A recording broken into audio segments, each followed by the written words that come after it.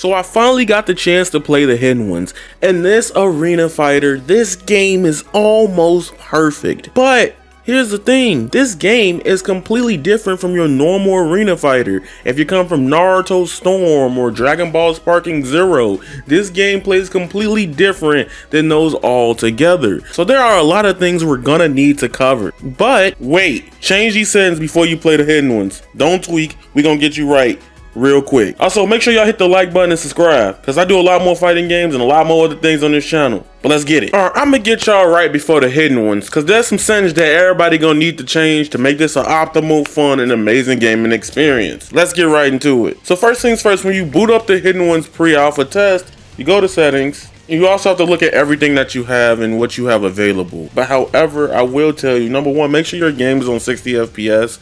That's a standard for fighting games. If you have a graphics card, NVIDIA, or any type of card that can run DLSS, I would honestly recommend you using it if you really want to use that for your graphics card. If you don't know what DLSS is, it's called Deep Learning Super Sampling. Essentially, it allows you to significantly boost your frame rate in games by rendering at a lower resolution, and then it uses AI to upscale it to your desired display resolution. So you get the best of both worlds with this on. You get your desired like resolution, and then you get more consistent, better performance if you're struggling. Alright, the next big one, you see that motion blur? Turn that off now. In fighting games, unless you're just generally used to it, keep it. But this game can get very chaotic and very hectic fast. I highly recommend you turning off motion blur ASAP. Also, Vsync, known as vertical sync, if you got screen tearing or these weird ugly ass lines coming across the screen, you're gonna need to change that ASAP. So make sure you turn on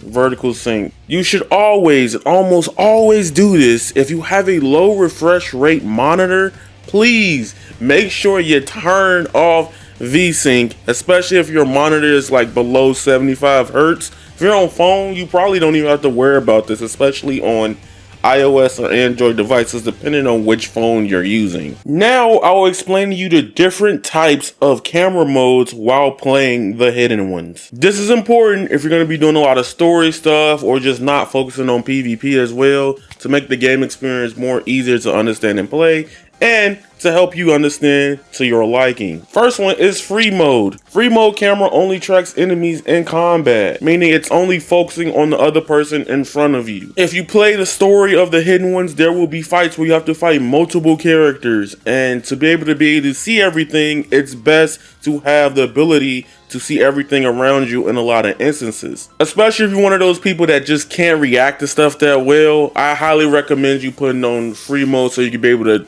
see what's coming at you. Smart mode is a mode if you just want to just toss hands and not worry about having to lock on at all. It automatically just identifies who the enemies are in front of you and it locks on directly to them. I don't really like smart mode personally, because smart mode makes the game feel like it's just locking on or something, and I want more accessibility and control on that. And lock on mode is honestly the best mode I like playing, essentially in PvP. In story mode, this would be good if you find basic enemies, but at some point, enemies like to throw out things that you need to handle, so locking on to just one opponent can be very tedious and annoying. However, if you're getting attacked from all angles and you want to kill that specific enemy, locked mode will help you defeat them really faster than not. If you come from Kingdom Hearts and you lock on an enemy and you got so many different things hitting you, but you want to get that enemy out the way, if that's your playstyle, locked mode camera is for you.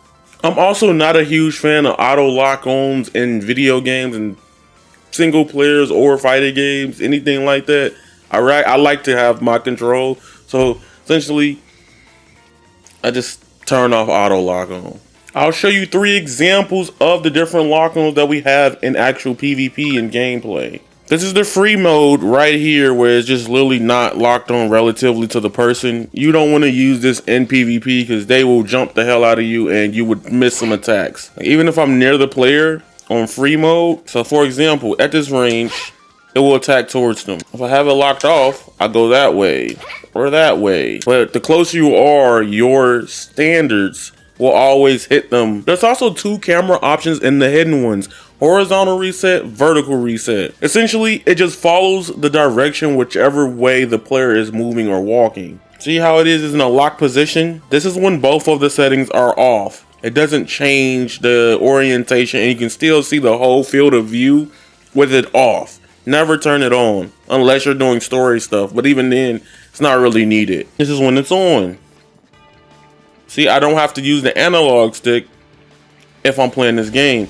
To be honest, this might be more helpful for people on mobile than anything trying to turn the camera and stuff like that. Having this on, it might just automatically be turned on mobile, I believe. But yeah, literally, this is what it does when you have it on and it's tracks. But it's really weird in PvP. But don't worry, when you lock on and you go to smart, it will always be relative to the player again. So regardless, just make sure you turn it off.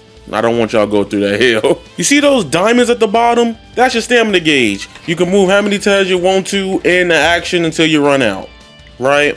What if you don't like it being at the middle bottom? I got you. Now, it puts the stamina gauge in the top left like traditional fighting games. You could get used to this if you come from games like Street Fighter, Tekken, Guilty Gear, where all of your HUD information is at the top of the screen.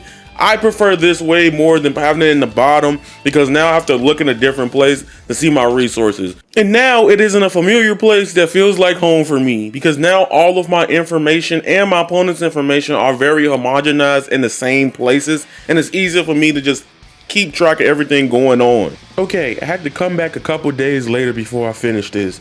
This is a very important thing. I had this happen to me, and I don't want this to happen to y'all. It's about turning Steam off while you're playing the hidden ones. Just close it out, log out of it completely. Here's why. So like right here, if I'm playing sometimes and I'm like, okay, cool, I'm cooking. Then the Steam thing comes up and it messes up the game. And it makes me so mad. Y'all saw that? Y'all see that? I'm like, bro. So the quickest fix to this is just make sure you just exit Steam. That's it. You won't have that issue. Lastly, you see this feature called Ambulent Occlusion? Make sure this is off. If it's somehow on some kind of way, please make sure you turn this off.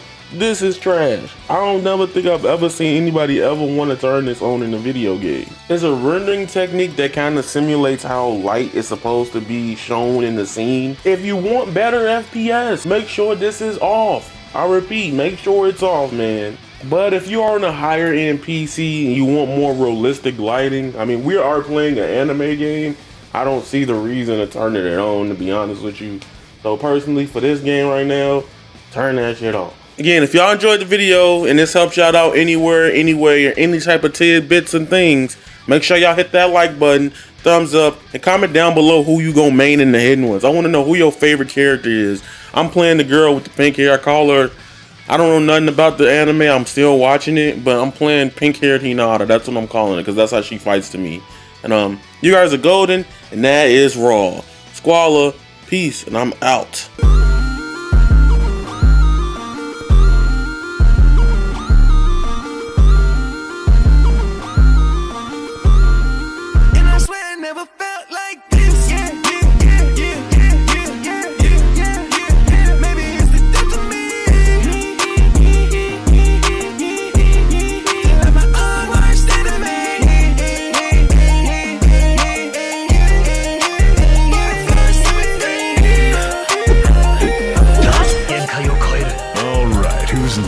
Let's see who's stronger.